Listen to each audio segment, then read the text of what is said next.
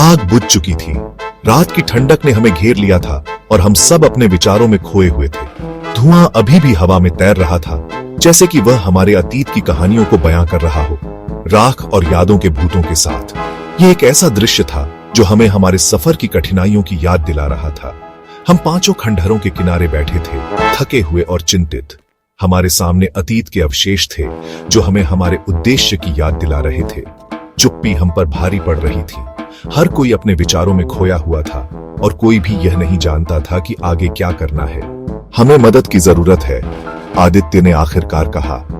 उसकी आवाज कर्कश थी, उसकी आंखों में चिंता साफ झलक रही थी। हम और आगे नहीं जा सकते। हमारी थकान और निराशा ने हमें जकड़ लिया था। तभी आरव हमारे जीवन में आया, एक रहस्यमय व्यक्ति जो अतीत के रहस्यों को जानता था, एक इतिहासकार जो भूले हुए ज्ञान का भार ढोता था। उसकी उपस्थिति ने हमें एक नई उम्मीद दी। उसकी आंखें प्राचीन ग्रंथों की तरह रहस्यों को छुपाती थीं। उनमें एक गहराई थी जो हमें आकर्षित करती थी। पत्थर झूठ नहीं बोलता, आरव ने कहा।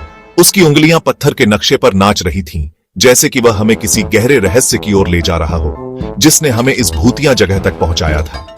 यह जगह जो कभी जीवन से भरी हुई थी, अब केवल अतीत की कहानियों का गवाह थी। हम सब ने एक दूसरे की ओर देखा और हमें एहसास हुआ कि यह सफर केवल हमारे लिए नहीं था, बल्कि उन सभी के लिए था जो इस जगह से जुड़े थे। हमने अपने कदम आगे बढ़ाए, यह जानते हुए कि हमारे सामने चुनौतियां होंगी, लेकिन अब हमारे पास एक मार्गदर्शक था। आरव ने हमें आगे बढ़ने का रास्ता दिखाया और हम उसके पीछे चल पड़े, अतीत के रहस्यों को सुलझाने के लिए। चांदनी रात में खंडहरों के बीच हमने अपने सफर की शुरुआत की, यह जानते हुए कि हमारे सामने एक लंबी और कठिन यात्रा थी। लेकिन अब हम अकेले नहीं थे। हमारे साथ था एक इतिहासकार जो हमें अतीत के रहस्यों की ओर ले जा रहा था। यह नक्शा, आरव ने कहा। उसकी आवाज एक कानाफूसी की तरह थी। यह सिर्फ एक मार्ग नहीं है, यह एक चेतावनी है। चेतावनी? प्रिया की आवाज में डर का भाव था। यह अनंत ग्रहण की बात करता है, आरव ने समझाया। एक अंधेरा इतना गहरा कि वह दुनिया को निगल सकता है। पत्थर ठंडा था, लेकिन मुझे लगा जैसे वह कंप रहा है, मानो वह भी डरता हो। जो लोग ग्रहण को रोकना चाहते थे, उन्होंने इसके रहस्य को इस नक्शे में छुपा दिया, आरव ने कहा। यह नक्शा सदियों पुराना है और इसमें छिपे हुए रहस्य केवल उन्हीं को मिल सकते हैं जो इसे समझने की क्षमता रखते हैं। लेकिन उन्होंने रक्षक भी छोड़े। आरव की आवाज में एक गंभीरता थी। ये रक्षक साधारण नहीं है। रक्षक? मैंने पूछा। क्या ये रक्षक जीवित है या फिर ये केवल पत्थर की मूर्तियां हैं? मेरे हाथ अपने हथियार की ओर बढ़ रहे थे। मुझे एक अजीब सी बेचैनी महसूस हो रही थी, जैसे कि कोई अदृश्य शक्ति हमें देख रही हो। वे पत्थर और छाया से बने हुए हैं, आरव ने चेतावनी दी। ये रक्षक केवल पत्थर की मूर्तियां नहीं हैं, ये जीवित हैं और इनका एक ही उद्देश्य है, इस ज्ञान की रक्षा करना।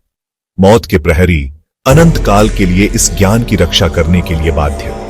ये रक्षक किसी भी अनधिकृत व्यक्ति को इस रहस्य तक पहुंचने नहीं देंगे। उसकी बातें बर्फ के टुकड़ों की तरह हवा में लटकी हुई थीं, ठंडी और अशुभ। ऐसा लग रहा था जैसे समय रुक गया हो और हम एक अलग ही दुनिया में प्रवेश कर चुके हों। हवा में लटकी हुई थीं, ठंडी और अशुभ। हमारे चारों ओर की हवा में एक अजीब सी ठंडक थी, जैसे कि कोई अदृश्य शक्ति हमें देख रही हो। यह एक ऐसा क्षण था जिसे मैं कभी नहीं भूल सकता। Section 4. Towards the Roof of the World. This journey is not just a physical ascent, but a spiritual one as well. The Himalayas, with their towering peaks and ancient mysteries, have always been a source of fascination and reverence.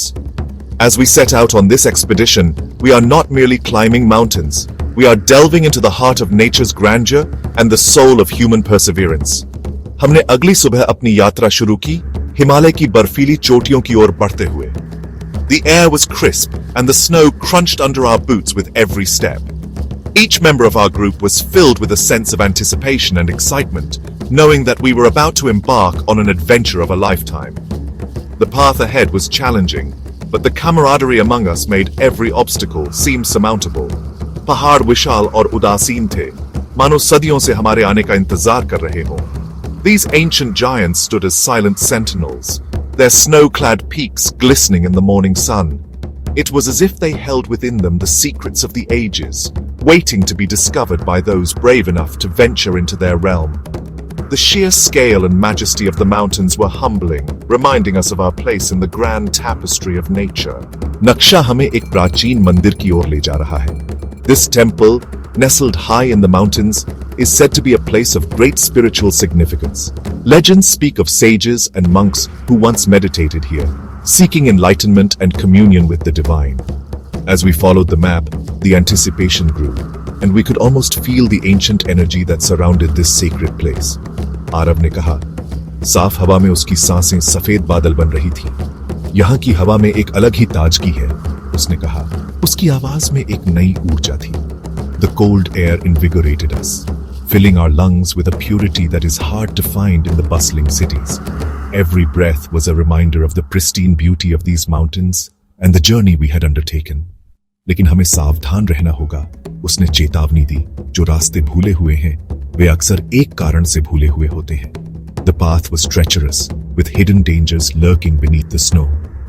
We must tread carefully, he warned, for these forgotten trails are often forgotten for a reason. His words echoed in our minds as we continued our ascent, each step taken with caution and respect for the formidable environment we were navigating. Section 5. A sky too still. हवा ठंडी और खामोश थी. ऊपर आकाश एक नीली चादर की तरह फैला हुआ था, जो परेशान करने वाली थी. ऐसा लगा जैसे पूरी दुनिया अपनी सांस रोक रही है. क्या यह हमेशा इतना शांत रहता है? मैंने पूछा. मेरी आवाजें अप्राकृतिक खामोशी में गूंज रही थी. तूफान से पहले की शांति, प्रिया ने फुसफुसाया. उसकी आंखें क्षितिज पर टिकी हुई थीं. Section 6. From dust, hope. हम उस रात खंडहरों के बीच डेरा डाले हुए थे. एक समय महान शहर अब मलबे का ढेर बन गया था. प्रिया खंडहरों के बीच खड़ी थी. उसकी उंगलियां टूटे हुए पत्थर को सहला रही थीं. यहाँ कभी जिंदगी थी, उसने कहा. उसकी आवाज उदासी से भरी हुई थी. और यह फिर से हो सकता है, मैंने कहा, उसे सांत्वना देने की कोशिश करते हुए. Section 7.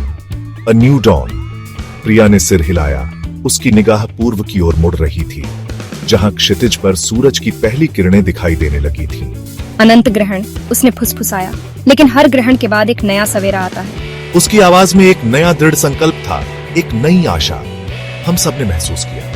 हम अनंत ग्रहण को रोकने के लिए आगे बढ़ रहे थे, लेकिन हम एक नई शुरुआत की तलाश में भी थे.